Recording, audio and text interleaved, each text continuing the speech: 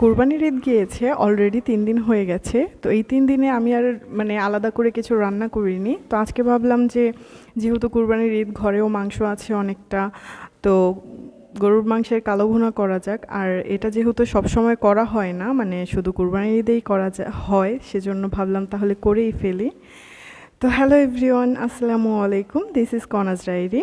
আপনাদের সবাইকে ঈদ মোবারক। আমি একটু লেট সবসময়ই, সেজন্য কেউ কিছু মনে করবেন না। তো চলুন আমাদের মেইন রেসিপিতে যাওয়া যাক। এখানে প্রথমেই আমি কিছু পেঁয়াজের বেরেস্তা করে নেব। সেজন্য একটা কড়াইয়ে আমি এখানে কিছুটা সরিষার তেল দিয়ে সেখানে আমি পেঁয়াজ কুচিগুলো দিয়ে দিচ্ছি। পেঁয়াজ কুচিগুলো আমার যেহেতু আগে থেকে কেটে ডিপ ফ্রিজে সংরক্ষণ করা ছিল, সেজন্য আমারটা একটু এরকম হয়েছে। পরবর্তীতে আস্তে আস্তে ঠিক হয়ে যাবে কিছু সময় পর। তো এই তো আমার পেঁয়াজ বেরেস্তা হয়ে গিয়েছে, এবার আমি এগুলোকে নামিয়ে নিচ্ছি। তারপর এখন হচ্ছে আমরা মাংসগুলো ম্যারিনেশন করে নেব। তো এখানে প্রথমে আমি 2 কেজি মাংস নিয়ে নিয়েছি। তারপর এখানে দিয়ে দিচ্ছি পরিমাণ মতো টক দই। টক দইটা মাংসটাকে খুব তাড়াতাড়ি নরম করে ফেলে। তারপর এখানে দিয়ে দিচ্ছি কিছু গোটা মশলা, তেজপাতা, এলাচ আর হচ্ছে দারচিনি, বাস এইটুকুই, আর কিছু দেব না এখানে। তারপর এখানে আমি একটু দিয়ে দিচ্ছি গুঁড়া মরিচ। আমার একটু ঝাল ঝাল পছন্দ, সেজন্য আমি আর একটু গুঁড়া মরিচ দিয়েছি। না হয় এই রাঁধুনির যে কালাবোনার প্যাকেটটা, এটার মধ্যেও মরিচের গুঁড়ো থাকে।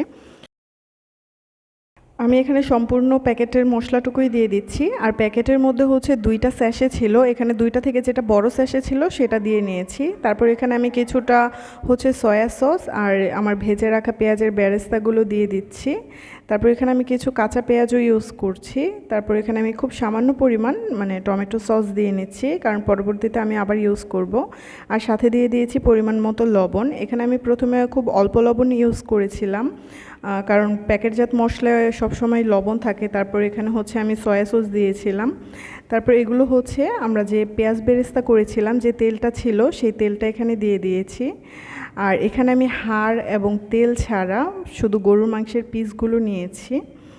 তারপর সবগুলো একসাথে মাখিয়ে আমি প্রায় 30 মিনিটের মতো এগুলো ম্যারিনেশন করতে রেখে দিয়েছিলাম। প্রায় 20 মিনিট পর আমি এখানে চুলায় বসিয়ে দিয়েছি রান্না। আর প্রথম দিকে আমি হচ্ছে মিডিয়াম আঁচে রান্না করছিলাম, যেহেতু প্রথমেও পানি ছাড়েনি। আর হচ্ছে এখানে কোনো পানি ব্যবহার করার প্রয়োজন নেই প্রথম দিকে। প্রায় 5 মিনিট পর দেখা যাবে যে মাংস থেকে অনায়াসে পানি ছেড়ে দিচ্ছে, আর এই পানিতেই মোটামুটি অনেকটা সিদ্ধ হয়ে যাবে মাংসগুলো। তো প্রথমে যখন এই মাংস থেকে পানিগুলো উঠেছিল, তখন এই মাংসর পানিটুকু শুকাতে আমার প্রায় 20 মিনিট সময় লেগেছে, যেহেতু আমি মিডিয়াম টু লো আছে এই রান্নাটা করছিলাম মাংসটা তাড়াতাড়ি ভালো করে সিদ্ধ হওয়ার জন্য অ্যাকচুয়ালি। তো প্রায় 20 মিনিট পর হচ্ছে আমার মাংসের পানিটুকু শুকিয়ে গিয়ে এরকম হয়েছিল। তারপর এখানে আমি আবারও 1 গ্লাস হচ্ছে গরম পানি দিয়ে দিয়েছিলাম। আপনারা এখানে নর্মাল পানিও ইউজ করতে পারেন, তাতে কোনো সমস্যা নেই। তারপর আবার সবগুলো ভালো করে আমি রান্না করছিলাম। তো এই পানিটুকু শুকাতে আমার প্রায় 30 থেকে 40 মিনিটের মতো সময় লেগেছে, কারণ আমি একদম তারপর হচ্ছে লো আঁচে রান্না করেছি, যাতে মাংসটা ভালো করে সিদ্ধ হয়ে যায় এবং কালারটাও চলে আসে। যেহেতু এটি একটি কালা ভুনার রেসিপি, সো কালারটা অবশ্যই জরুরি এখানে।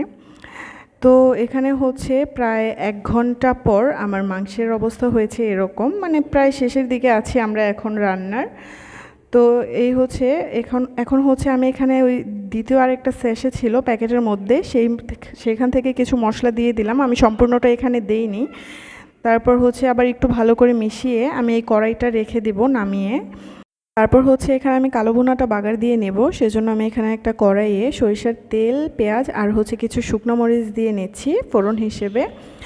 তো সব কিছু এখানে পুরো বেরেস্তার মতো করব না, হালকা কিছুটা পেঁয়াজগুলো যখন নরম হয়ে আসবে তখনই নামিয়ে ওই কড়াইটাতে দিয়ে ঢেলে দিব আর কি তেল, পেঁয়াজ আর শুকনো মরিচের বাগারটা। তারপর হচ্ছে আবার সব কিছু ভালো করে মিশিয়ে নেব। এখনও কিন্তু আমার এই কড়াইটা চুলাতে আছে। তারপর এখানে আমি হচ্ছে কিছু কিউব করে কেটে রাখা একটু বড় করে পেঁয়াজ কুচি দিয়ে দিচ্ছি। আর এগুলো দেওয়ার পর প্রায় 3 থেকে 4 মিনিট হচ্ছে আমি আবার একটু এগুলোকে রান্না করে নেব ভালো করে, যাতে পেঁয়াজটা হালকা কিছুটা নরম হয়ে আসে। তো এই হচ্ছে আমার কালো ভুনা। আর এই কালো ভুনাটা করতে আমার সম্পূর্ণ সময় লেগেছে 1 ঘন্টা 20 মিনিটের মতো। চুলায় বসানোর পর থেকে রান্না করতে শেষ করতে আমার 1 ঘন্টা 20 মিনিটের মতো সময় লেগেছে। তো এই হচ্ছে আমার কালো ভুনা। কেমন হয়েছে সবাই অবশ্যই জানাবেন।